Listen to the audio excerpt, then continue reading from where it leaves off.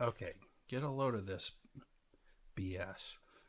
So I've posted my interest check, and the first one got deleted. The a moderator's coming in. Select all. A moderator's coming in and unlocking my thread and editing it. But look at this. The price any difference for homosexual people? Nice to see you've left your homophobic echo chamber. The community is, well, I haven't. Look at that. I am banned from this forum. Look at that. Look at that. I have been banned.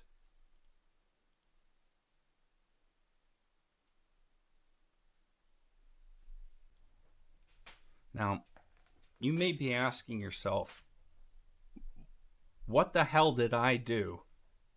I must be a monster, based on what they said.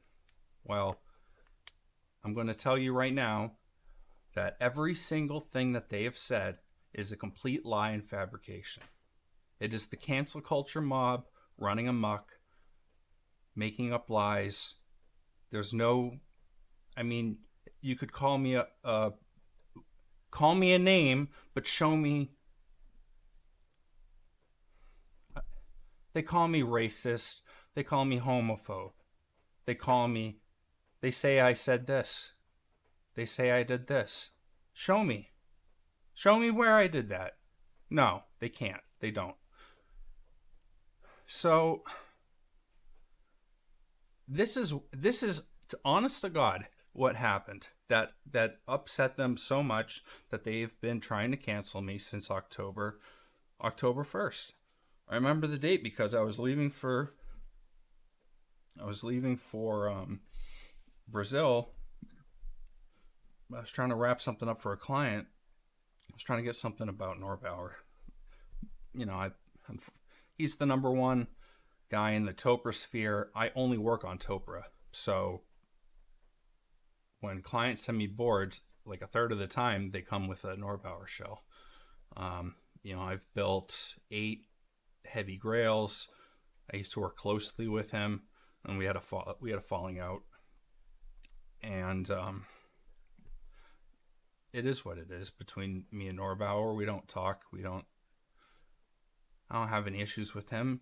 I didn't until I came across this. And this is why everyone's so mad. I'm going to show you exactly what happened. The search that I did was just I was trying to show people that Norbauer doesn't do many interviews. I was going to try to pull up the Teha Typos one. So I just did Norbauer podcast. Figured it'd be the only one that pops up. But it's not. This pops up. Ryan Norbauer, get intimate with Oliver Wong. So I'm like, what is this? And I say, okay. Get intimate with Ryan Norbauer. Now, if Ryan Norbauer came on here and talked about how he's been successful without his keyboard business, he created the first online eHarmony for gay men and sold it. It's owned by Match.com. So if he came on here and talked about that and then jumped into his personal life, it would be a completely different story. But we're not going to listen to the podcast because the description does it complete justice. Let's just read the description together, shall we? Ryan Norbauer, an entrepreneur, an industrial designer, a software engineer, comes on to get intimate with Oliver Wong to talk about his business adventure, his life philosophy, and his polyamorous relationship with his 2 husbands. All right, now so far that sounds very adult oriented, wouldn't you say?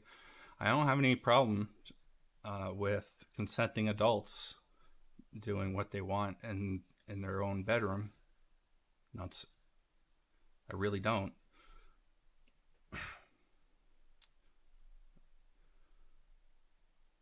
But it's interesting. So he's married and to two husbands, and it seems like they're in a polygamous relationship, and they practice polyamory, which means that they have sex with multiple partners. That's what I'm guessing. Okay, so that's just painting the picture. Ryan and Oliver start the conversation about Ryan's current company, Norbauer & Co., his keyboard company, which makes luxurious computer keyboard housings and stunning visual designs. He shares why he's drawn to keyboards and the obstacles he faces operating such a niche business with limited prospective customers. Ryan and Oliver then exchange views about workaholism, love, relationship, hookup culture, gay culture, body image, and what the difference between insecurity and jealousy, and what is the difference between insecurity and jealousy. As a polyamorous person, Ryan so honestly talks about why he believes polyamory is a good alternative to approach human relationships. That is a very, very, very adult conversation. And not everyone would agree with that statement. I'm not saying that he's not okay to practice what he wants, but to come on a podcast, in the first podcast that comes up on Google, to talk about his keyboard company, and then how he has two husbands, they have multiple sexual partners, and that it is a good alternative. Okay? This is not an age-gated podcast at all. At all. I mean, yeah, there's a little E here. This E doesn't mean anything. Comedy interviews?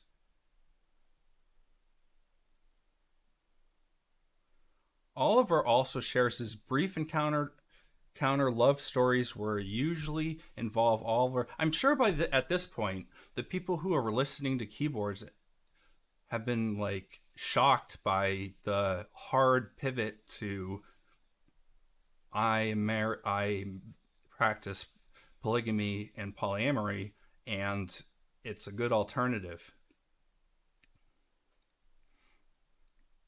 These topics, keyboards and controversial sexual relationships, should not be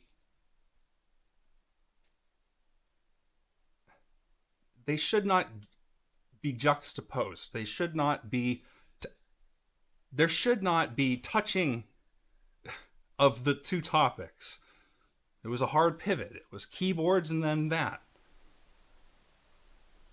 Keyboards, as we've discussed, okay, think about it. Picture yourself. I don't know how old you are. I'm going to assume that if you're 30, you do not care at all about Ryan Norbauer. You don't even look him up. Maybe if you're in your 20s, you kind of idolize him. You know, he is the king of Topra. I guarantee you that the people who are under 18, they want what they can't have. And the most expensive thing in the Topra world is a Norbauer case.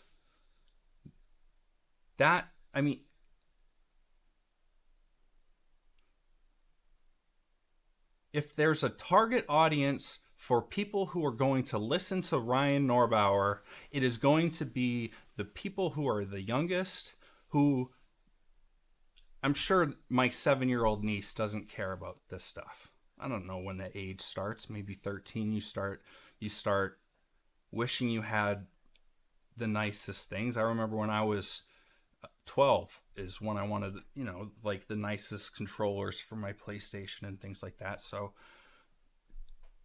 but the idol worship, I used to go to hockey games just to get autographs when I was a kid. Now, that's a thing for kids, right? Because they have the hero worship, the idol worship, and this influencer worship, which Ryan Norbauer certainly is.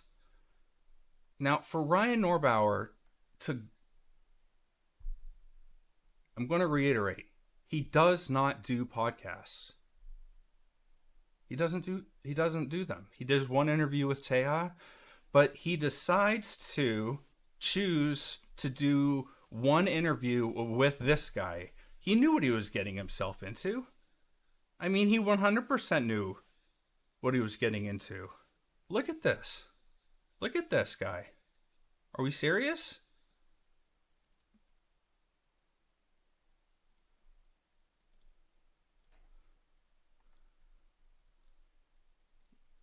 This is the host of the podcast that Ryan Norbauer decided to go on to talk about his keyboards and his sexual life. Okay? I was appalled.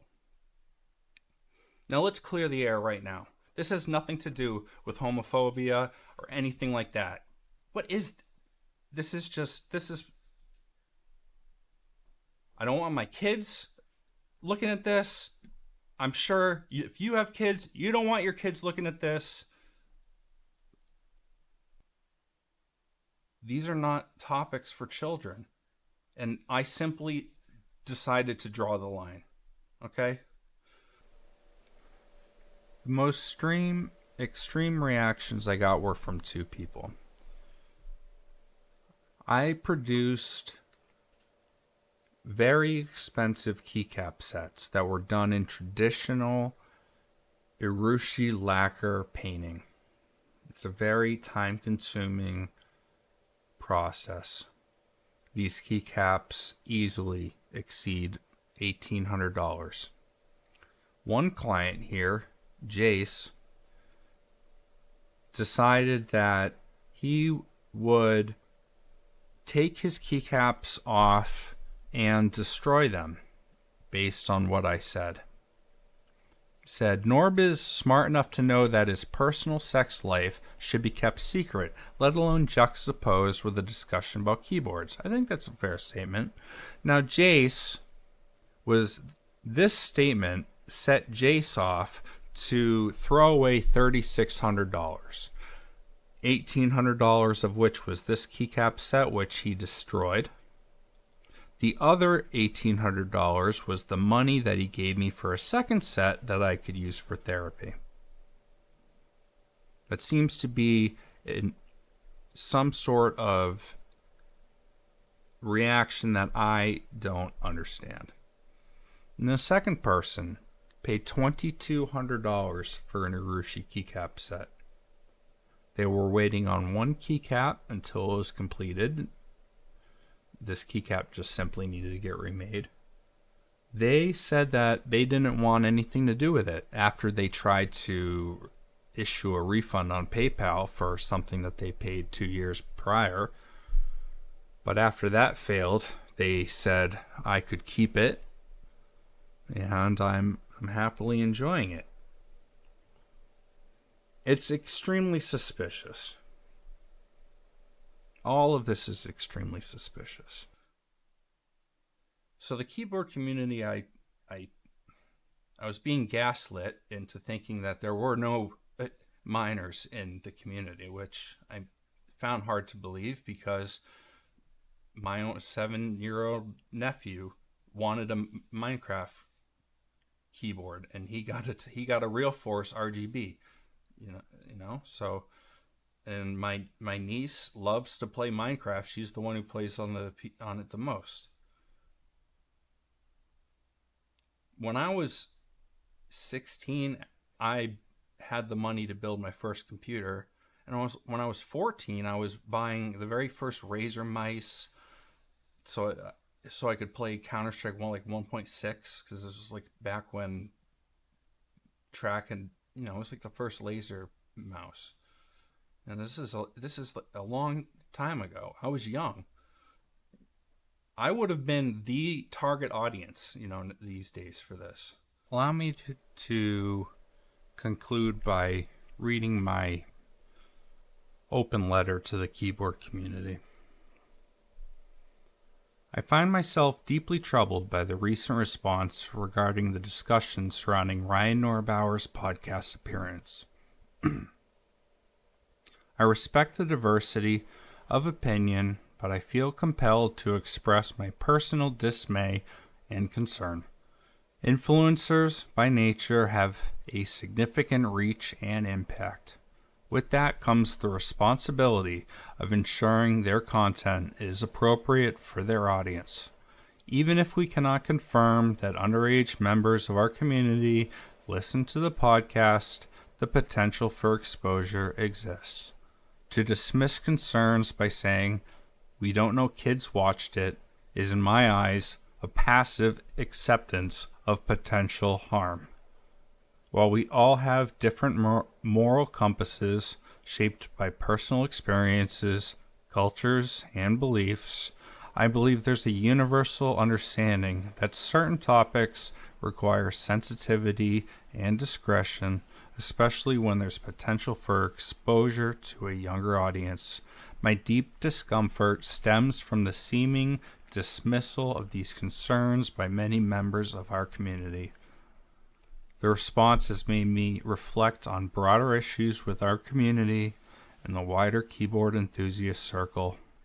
If this situation has shown anything, it's that there may be deeper rooted issues that need addressing.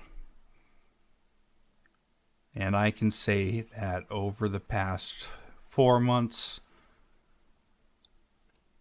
that sentiment of deeper rooted issues has become more and more apparent. I'm sad that my community is the way it is. I don't see them as my community. I see my inner circle as my community. I produce the best keyboards I possibly can. I've stopped trying to figure out why people hate me so much. You can ask them. I don't think they even know. I'll continue with what I do. Someone needs to shine a light on what's transpired and what transpires on the online discourse of the keyboard community, especially within Discord itself.